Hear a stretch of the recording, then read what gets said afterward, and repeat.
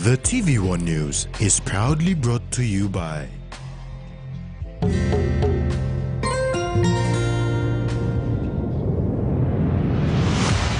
BSP, our bank, our people.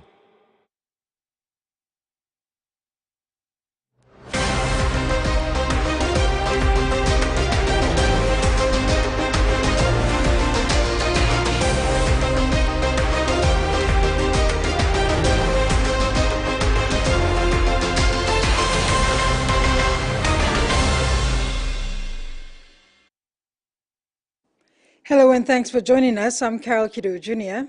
And I'm Jasmine Nero. Join me later in the Bulletin for Sports. In this edition, City Authority addressing flooding in NCD, smooth ride into Menyama, and PNG FA calls for EOI for sanctioned competitions.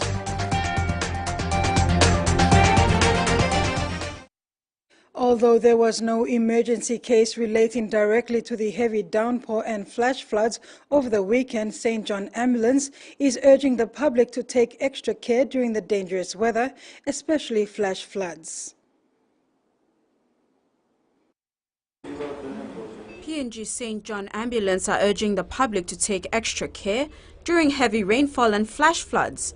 Although there was no emergency case relating directly to the heavy downpour and flash floods that was attended to on Saturday, the ambulance are reminding the public to be aware of the potential risks and take the necessary precautions to keep yourself and your loved ones safe, to not drive through floodwater unless you are taking appropriate measures and in a suitable vehicle, to never play in floodwater as floodwater is dangerous and can be contaminated with fecal matter, industrial chemicals and diseases. The ambulance service issued a statement urging residents to avoid playing in floodwater and any area prone to flooding. Anyone who comes in contact with floodwater must make sure to wash thoroughly with soap and clean water as soon as possible. The fast-flowing currents can carry sharp objects and disease-causing organisms.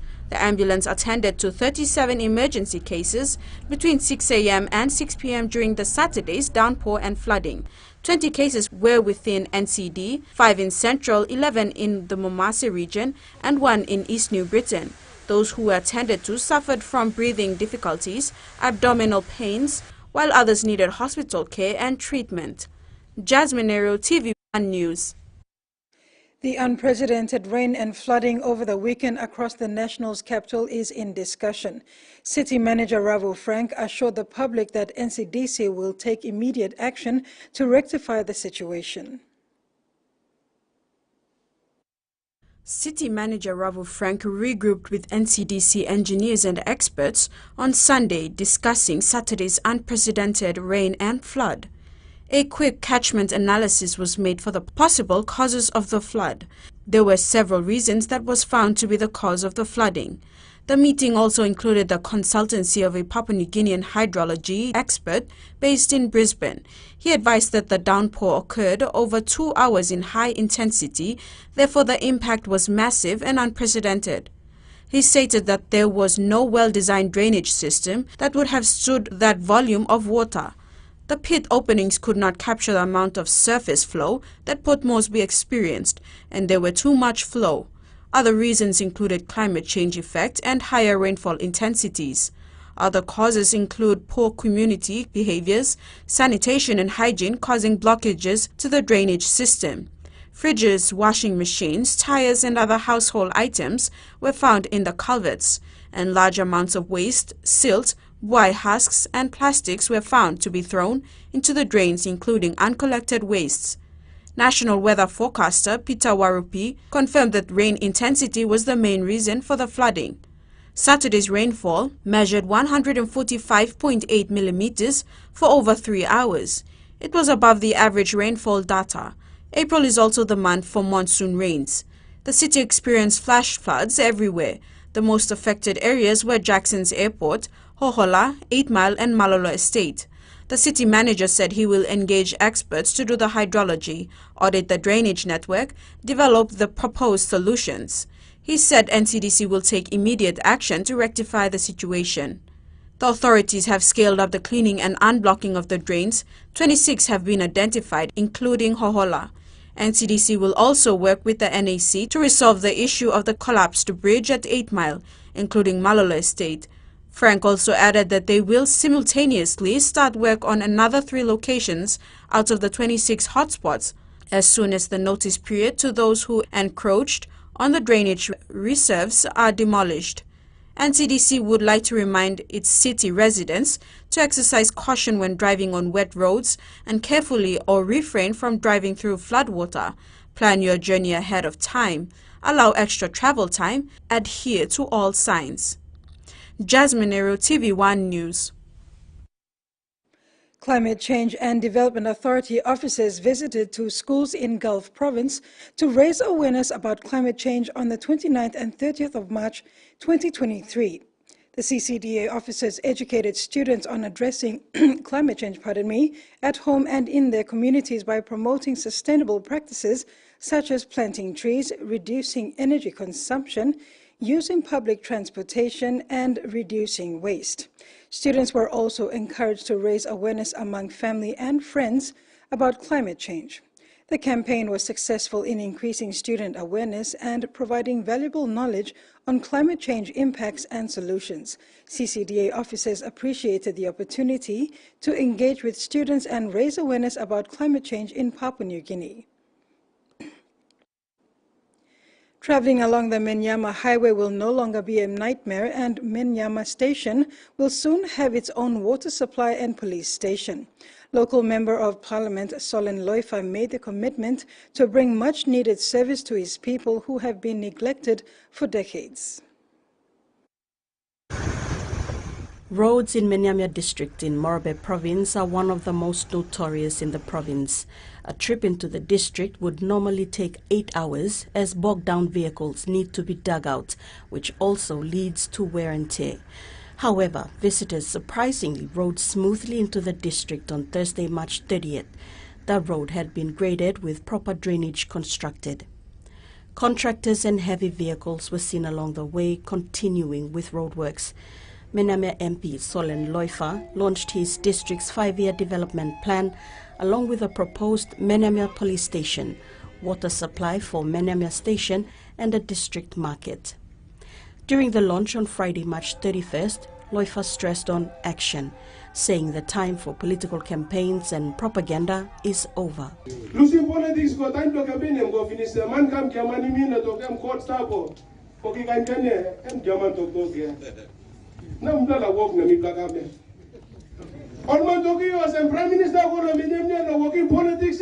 Politics time no politics go finish here. Now time to work here. Na mi plaka work. Mi don't know to go so. Man you working politics now you playing keyboard law. Computer play stop or mobile phone play stop. You play computer stop. You never pass my name to work here. Prime Minister James Marape, who officiated at the event, said he was happy with what the young MP was doing, saying district MPs need to look after their areas of responsibility instead of living in Port Moresby.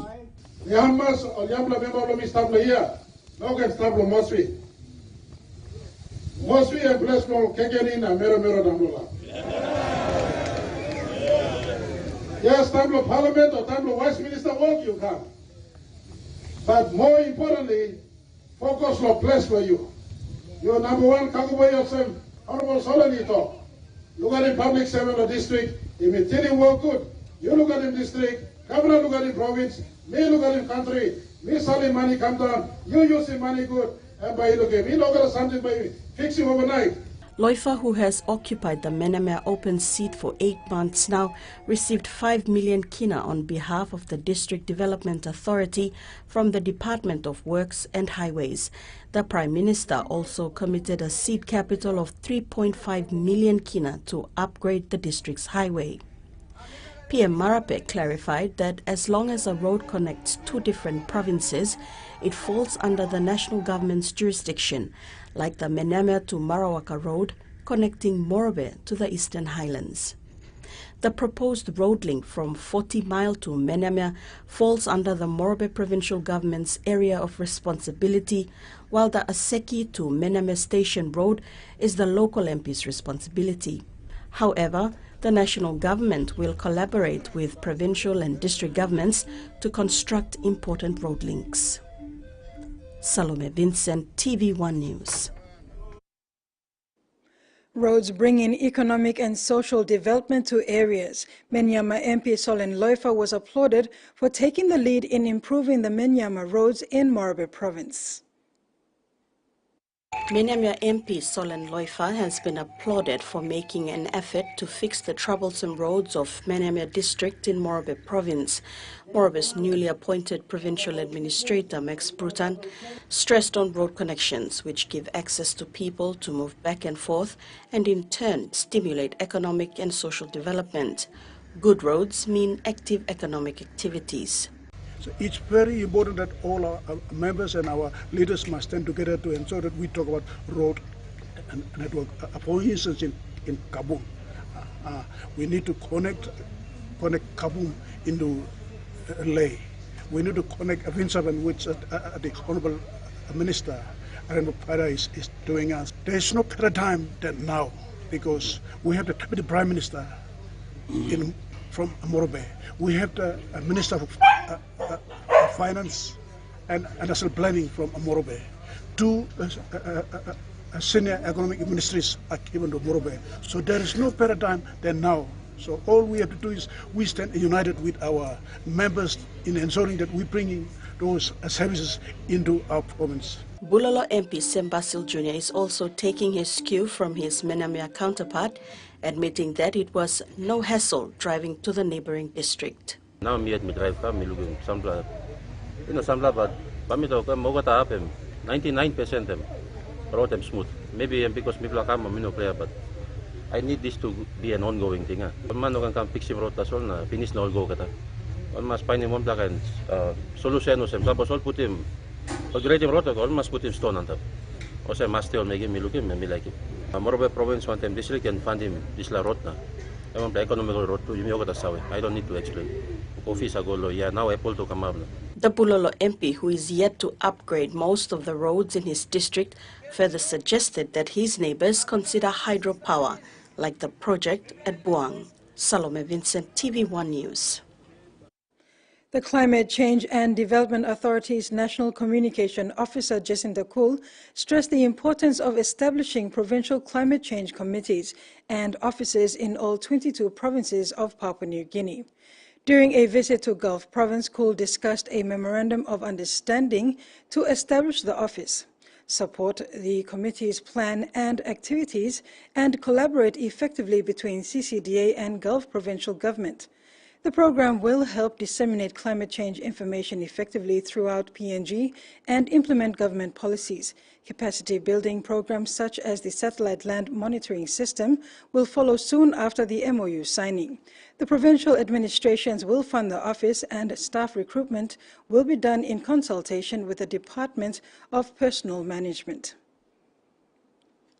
This is TV1 News. After the break, YWAM mourn the loss of PNG patron Sir Rabi Namaliu, and Nature Park prepares for Easter Fun Day.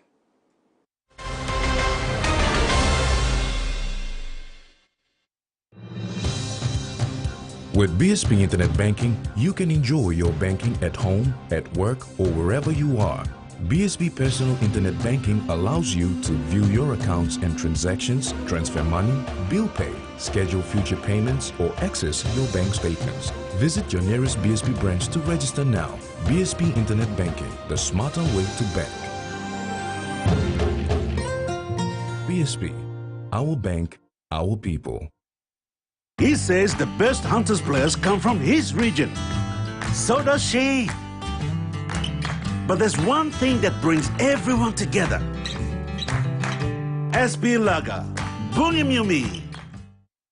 Whether we're playing sport, exercising for fitness, being active for work or play, just having some fun, or just chilling, there is one name we can count on that we know will keep us going strong. Skell Rice. Healthy, nutritious, delicious medium grain rice full of vitamins and minerals. Skell helps us maintain a healthy, active lifestyle so we can enjoy every day. Skell Rice. Skell Life.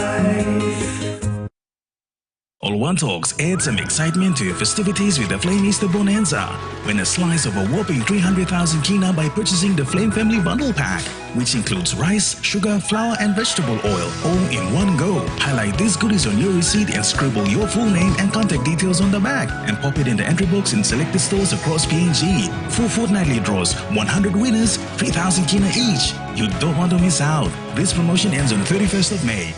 Flame, strength and energy. Terms and conditions apply. Super Rugby Pacific. The pride of the Pacific Islands on display.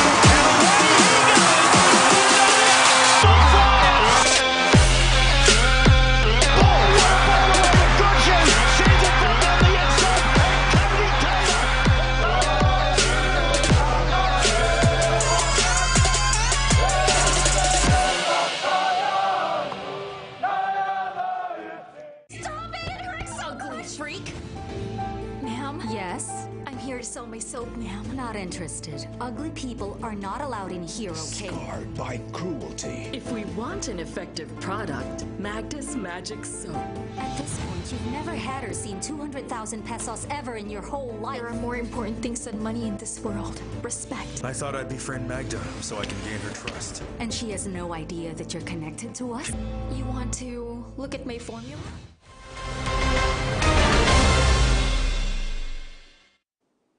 Welcome back. The YWAM family expressed sadness on the passing of the YWAM PNG patron, late Sir Rabi Namalu, a former Prime Minister of Papua New Guinea.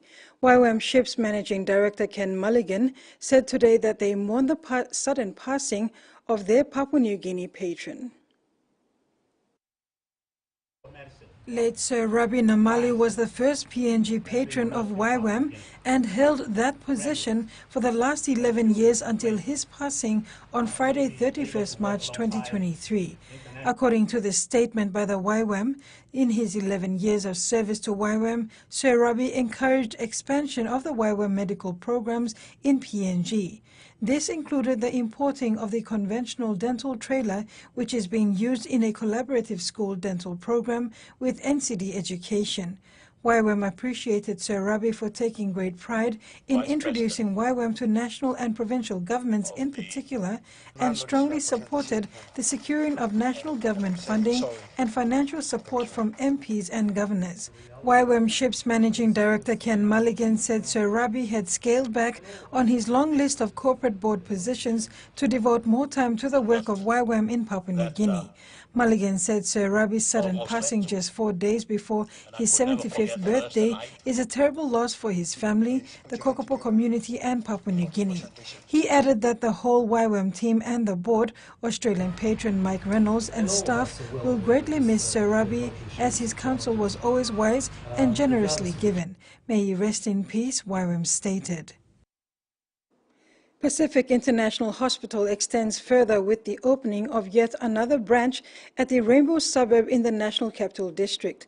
The new branch was officially launched on Friday, 31st March 2023 by NCD Governor Paus Pakop and witnessed by the PIH board and management. The PIH Medical Center at Rainbow opened on Friday, 30th March by Governor of NCD Paus Pakop, will serve the Rainbow, Geru, and other nearby communities. Governor Pakop expressed deep gratitude to PIH for the medical intervention in saving lives, including his own. But it's a PIH that did the intervention that finally stabilized me, and then I went down to Gold Coast and more intervention, and I'm here today to be with you also. I'm very, very pleased, and I thank you all for, saving my life. Semoy Avei, chairman of PIH, acknowledged Governor Pakop's words of gratitude. The future is very bright, yeah. But for PIH, it's also very bright, but also very challenging. PIH has gone out in the outreach program because PIH cannot be stuck on that hill. It's going to reach out to the four corners of Port Moresby, where the patients are. Founder and CEO of PIH, Dr. Amina Sultan, thank both Governor Pakop and Semoy Avey for sharing their testimonies of what PIH has done for them and in its last 20 years.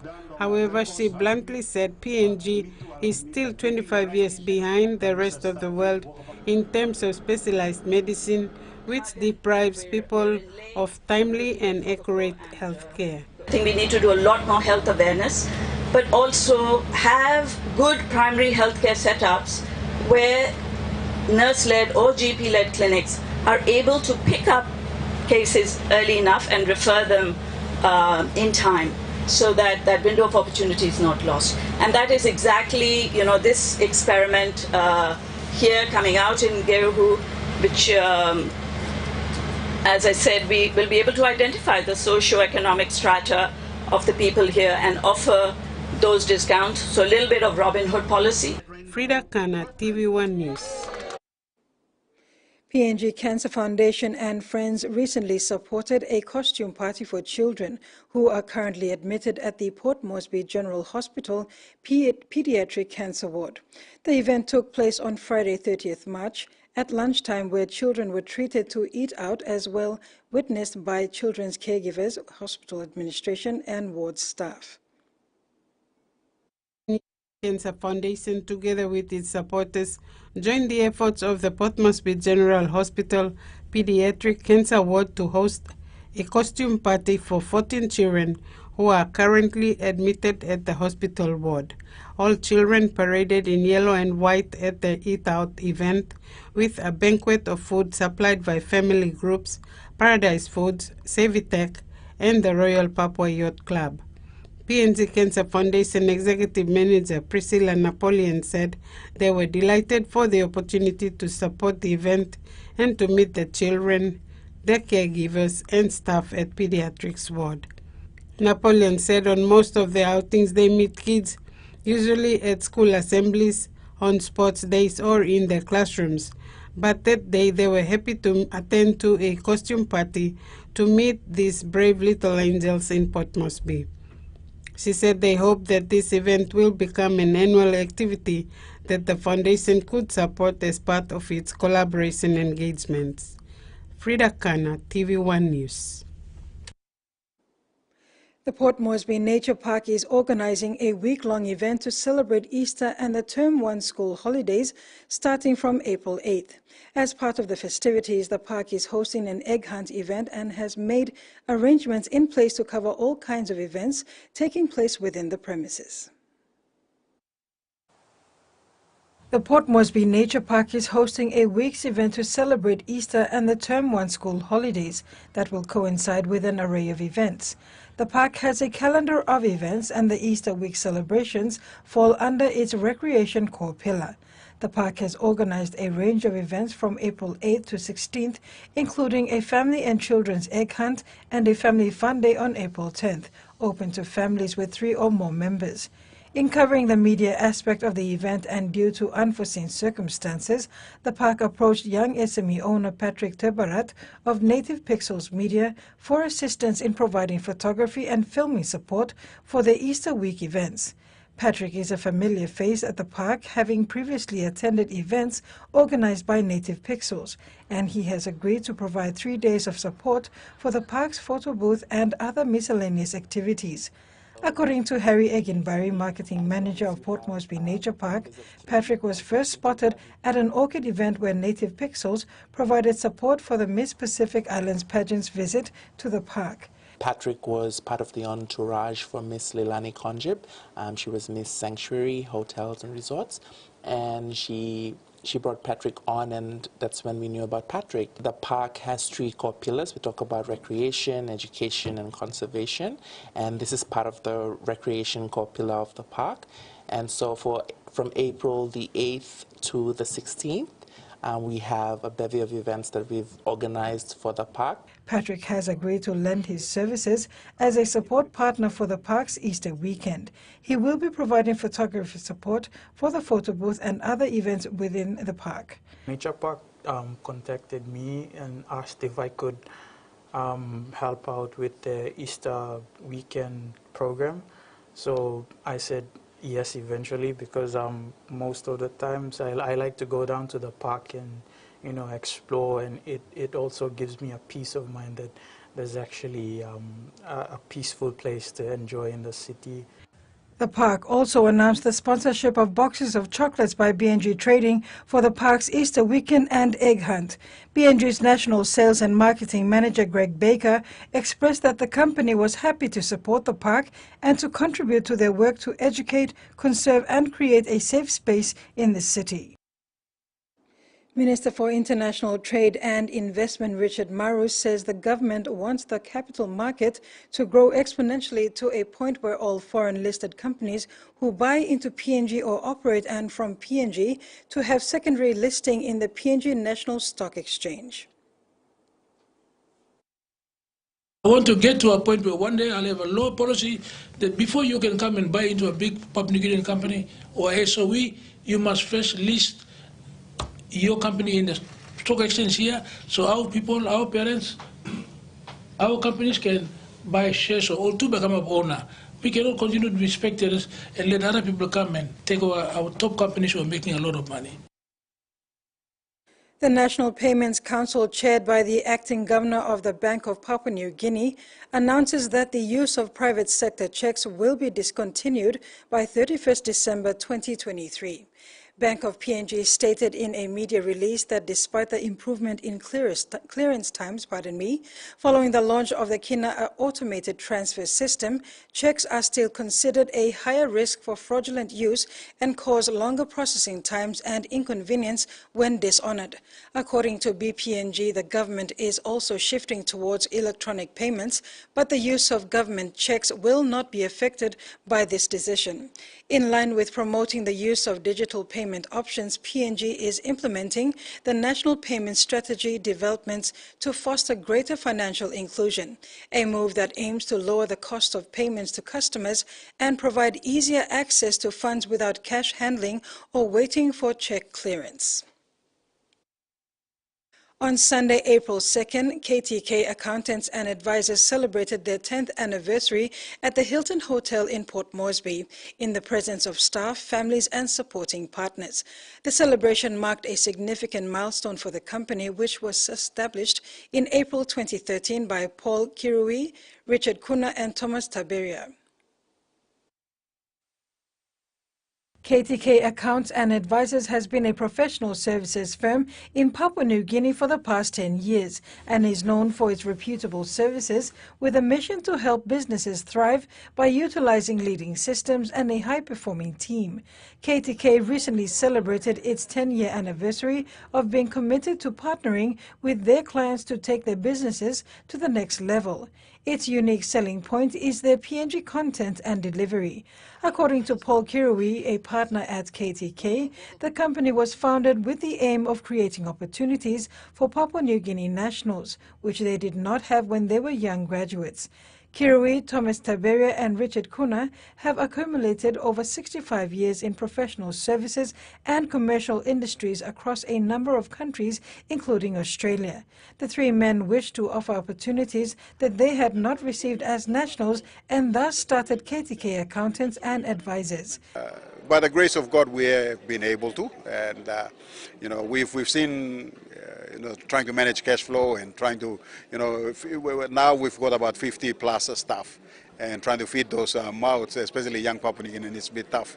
But when you're getting paid, the fortnight cycle seems to take forever to come. But when you are the one who's actually paying, it comes very, very quickly. Yeah, so that's been one of our challenges. The other challenge is probably finding, good quality people that believe, rather than trying to look for something in the short term, to be there for the long haul. We didn't know when and where the first check was going to come from. Nobody knew us. But now we are starting to see people, they recognize the KTK, they recognize the brand. Kirui expressed his excitement about the company's investment over the last 10 years and how it has translated into the quality of work they deliver. He also mentioned that they have invested a lot of time and money into the young employees, and he looks forward to seeing them succeed in the future. I'm excited to see how that actually translates. And not only that, but also we've invested a lot of time, money into a lot of our young people. So I'd like to be able to actually see them. I've got kids of my own as well, so I want to see them be able to do well. After the break, a look at what's making news in the region.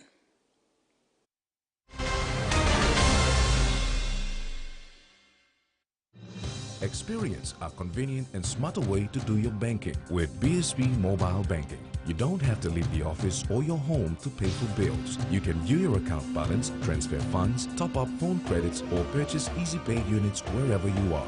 Visit your BSB branch today to register now for BSB Mobile Banking. BSB Mobile Banking, the smarter way to bank.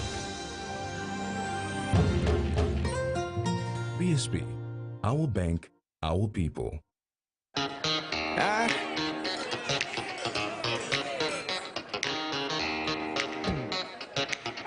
Superstition ain't the way.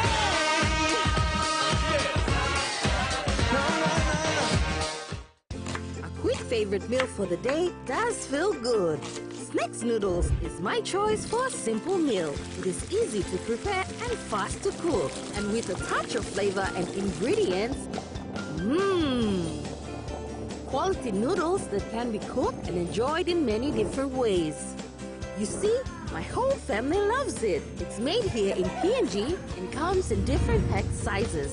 Snacks noodles, tastier but you like it more.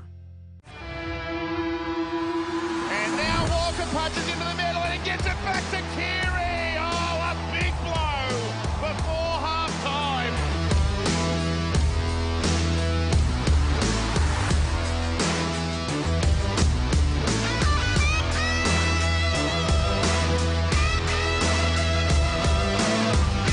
Back to the king. They had scored first after the break.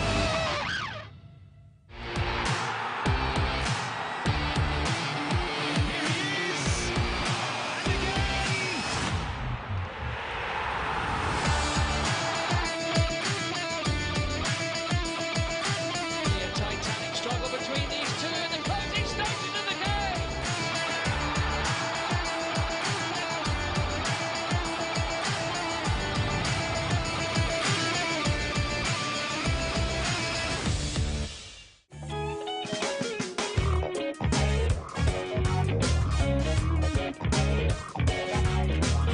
Welcome to the Johns Family Podcast, people.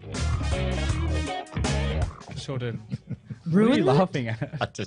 I just thought of something.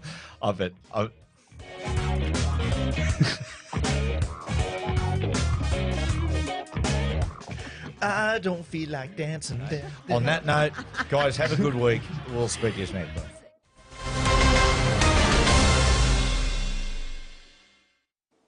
Welcome back. Police say it's lucky no one was killed after a series of crimes across Greater Darwin overnight, including ram raids, commercial break-ins and a carjacking. Additional officers have been deployed as police try to find those involved in the dangerous incidents. A wild night of crime captured on CCTV. A staff member at the Darwin River Tavern left terrified after a car slammed through the doors. Oh, she was very shaken because sort of 4 o'clock in the morning, you don't expect the shop to be ram raided. It was one of several hits on businesses across the Greater Darwin region overnight as a group of 5 to 8 young people went on a crime spree. It started at 10:30 p.m. when a car was stolen in Grey. 2 more vehicles were then taken in Tiwi. Over the next 6.5 hours, 3 service stations, 2 commercial properties and a licensed venue were either ram-raided or broken into. This is quite disgusting and selfish behaviour, particularly the individuals, particularly these crimes. In this area, we're very, very aware at the moment of all the incidents that have been happening, so we're on a heightened alert state. Police are still searching for those involved and are yet to recover 2 of the stolen cars. But the night of crime did not end there. A second unrelated incident saw a 39-year-old man allegedly force a family from their car at this service station in Palmerston in the early hours of the morning. Police say he then drove the stolen vehicle erratically down Tiger Brennan Drive, crossing onto the wrong side of the road before he crashed into another car. The behaviour of these particular individuals, not only putting their own lives at risk, but also the lives of other road users across the Northern Territory as well. Both drivers walked away relatively unharmed, and the alleged offender was apprehended. The United States plans to open an embassy in the South Pacific island nation of Vanuatu. The State Department has said in Washington's latest move to boost its diplomatic presence in the Pacific to counter China's growing influence.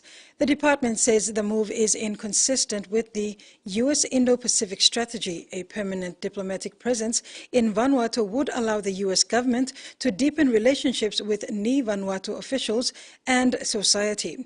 It believes establishing U.S. Embassy Port Vila would facilitate areas of potential bilateral cooperation and development assistance, including efforts to tackle the climate crisis.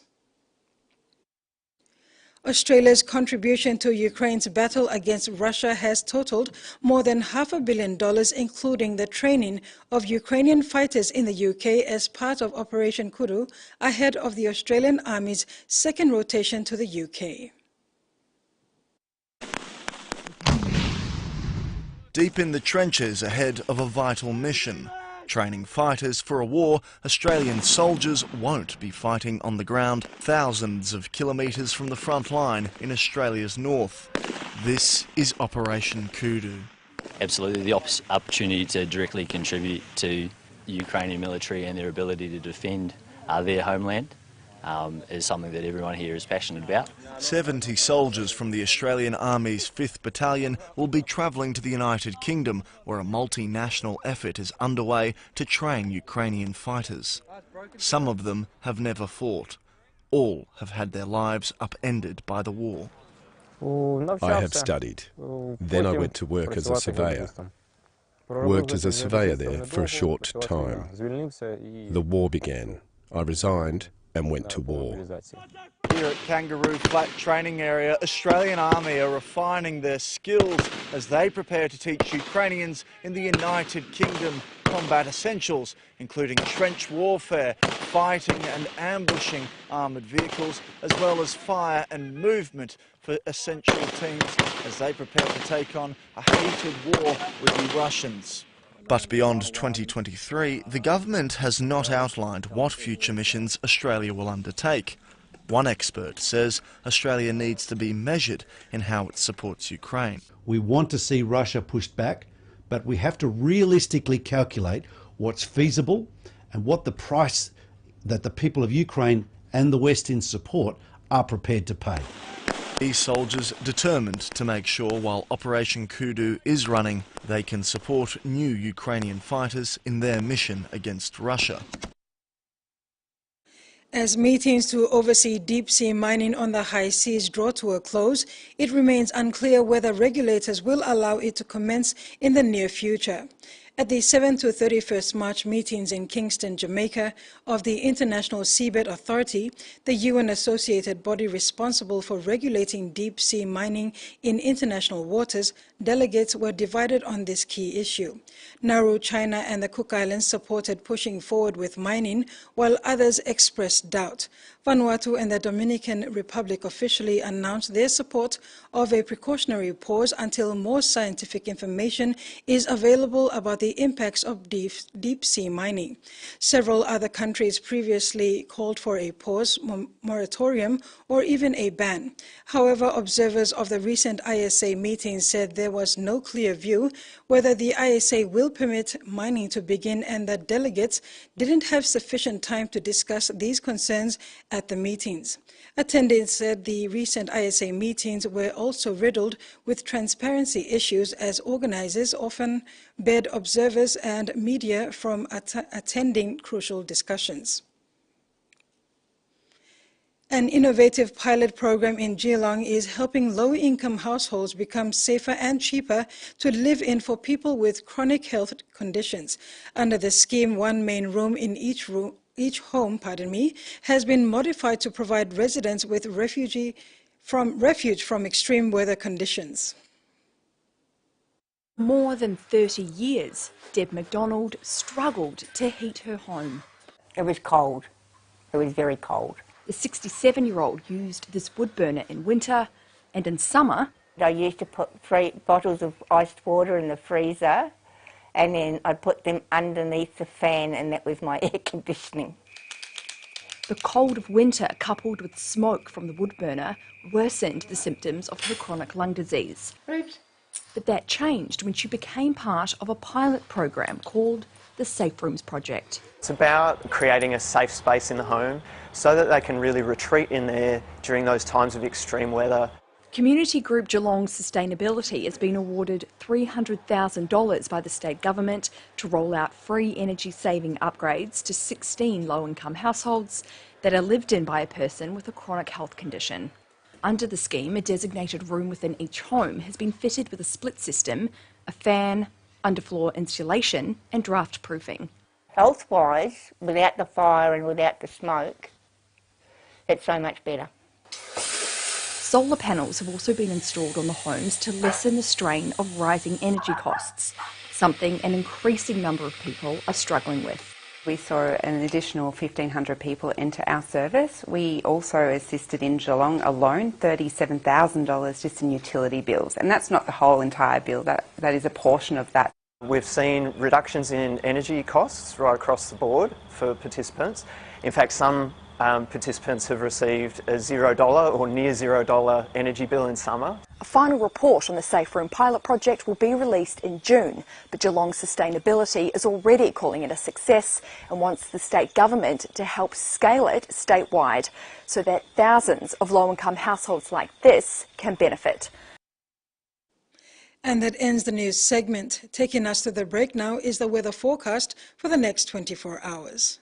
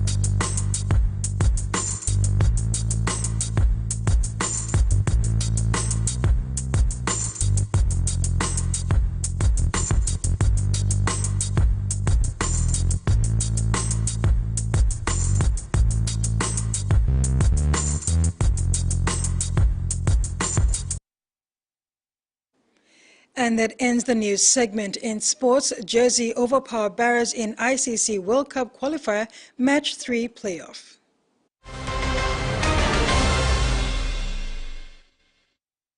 Wherever you're watching from, welcome aboard. Joining us on satellite will be Stevie D.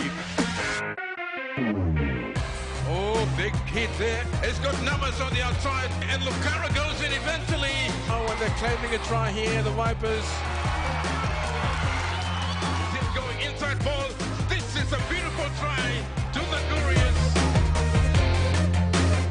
This is champagne football here.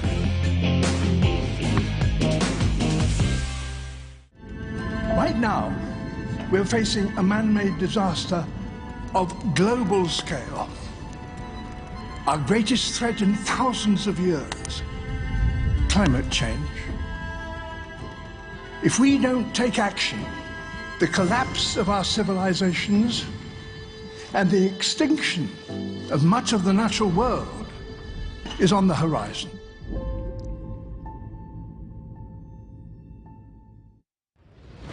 It's the fabric of our state, a state bound by one dream, one colour, one team.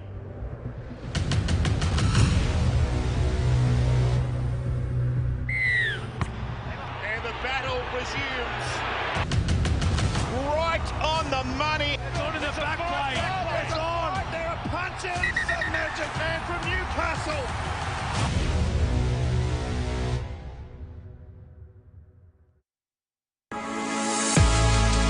Well, folks, after literally years of negotiation between the Fan and the management of Steve Menzies, we have secured the great man for the show. Welcome to the Fan. This is all going through my head, and then all of a sudden he passes it back. Oh, my God. Today we have enlisted the help of Panthers co-captain and superstar halfback. When you've kicked it well, you usually know, and especially on the chip kicks, I usually know. Thanks to Nathan Cleary, invaluable insight for the fans out there, for the kids out there.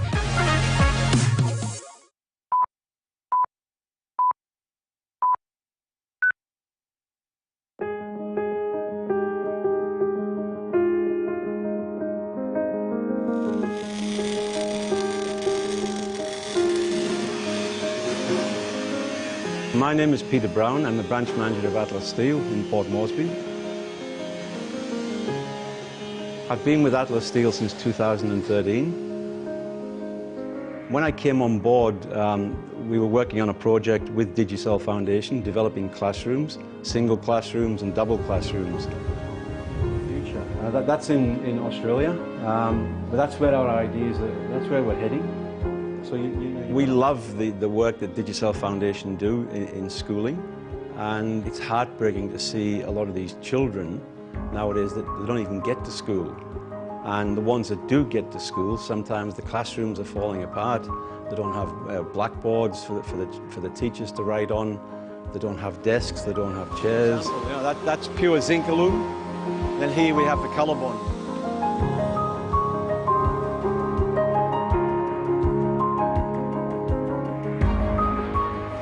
Unfortunately, in Papua New Guinea, men don't get a good write-up, but there's also a lot of good men out there. And what Digicel have done, they bring this to the forefront. They find the men of honour, the good men who are doing good things in their communities. And hopefully, with publicising that, more men see the example of some of the brothers, and they come along and they start being better people. We will continue to support the Men of Honour as long as it's running by the Digicel Foundation. It's great work, and we're happy and honoured to be part of it.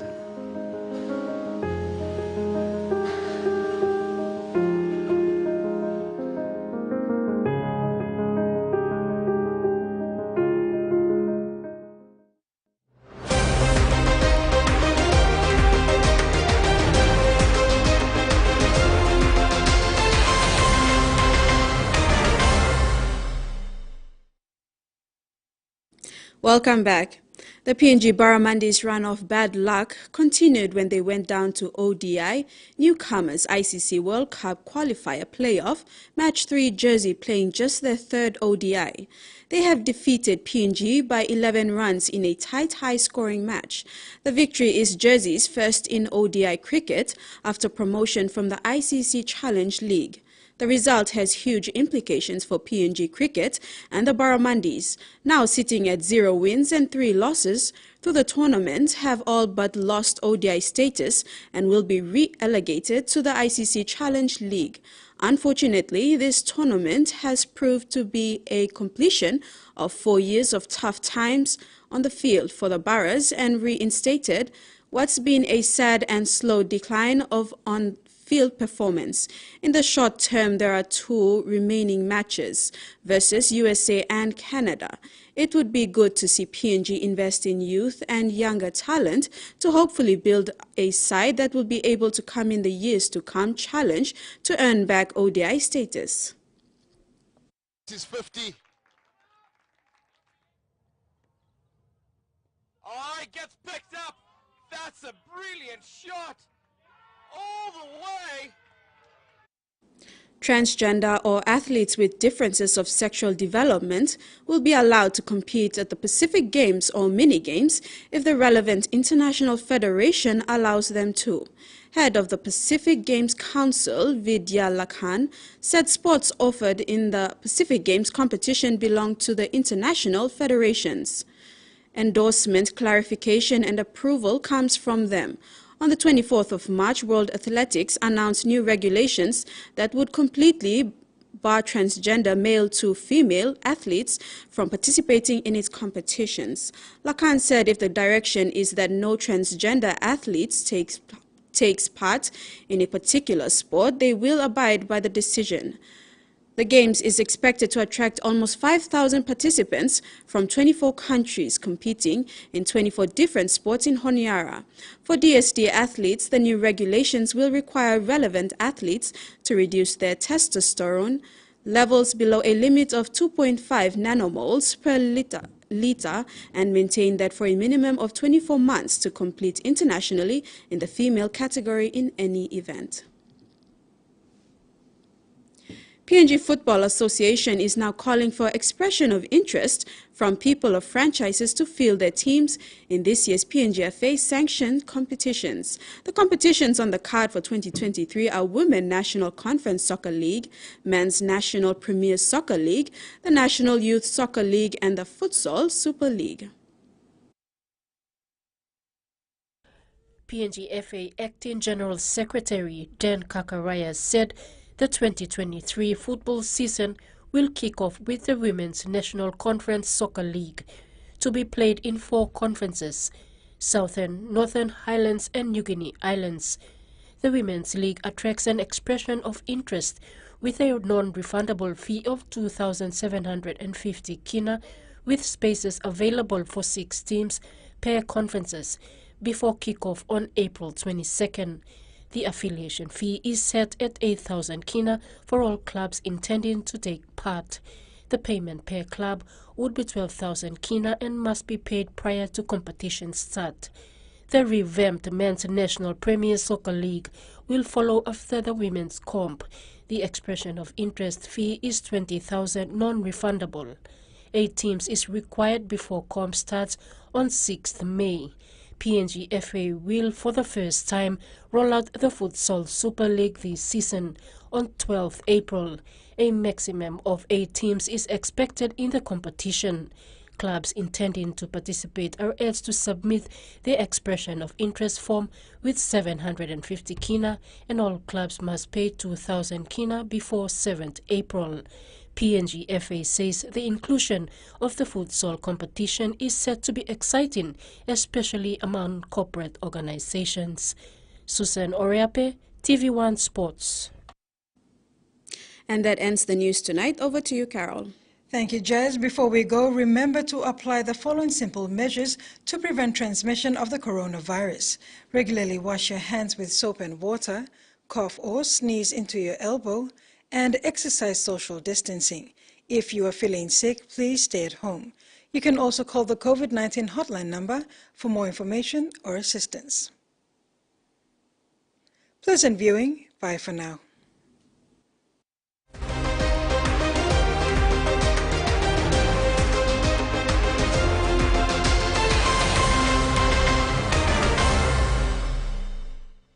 The TVWAN News was proudly brought to you by